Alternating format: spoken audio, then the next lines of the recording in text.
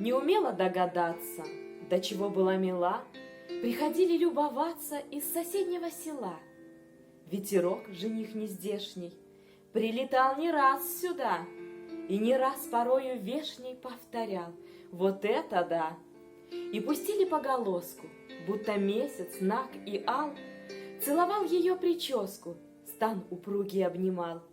Берегла родную кровлю, стерегла родимый кров, рифмовала с алой кровью свою первую любовь.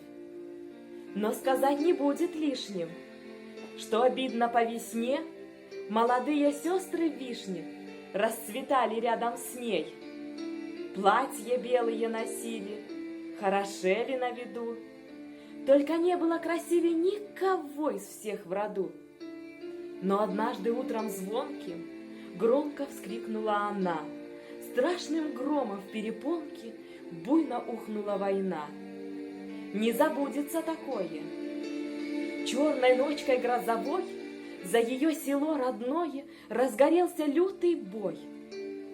Самолеты грузным роем, хаты алой бахромой, дальней молнией раскроем ковылял рассвет хромой. Вырастал зловещий сполох, поднимался в небеса, застилали дым и порох вишни спелые глаза. Рощи тощие объедки, поле, луг, пейзаж знаком. Возвращались из разведки трое наших с языком. Тишь струилась по полянам, впереди скелет села. Вскрик, придавленный туманом: «Иванов, гляди сюда!» Никли тени майской ночи, и влюбленный месяц гас, и глядел ребятам в очи вишни свадебный атлас. Помогите разобраться, ум за разум завело. Как могла она остаться, если сгинуло село? Как я раньше не заметил, бросил первому второй. Я еще на белом свете не видал красы такой. Раскрасавица такая, первый молвил чуть дыша, не погибла, я-то знаю, потому что хороша.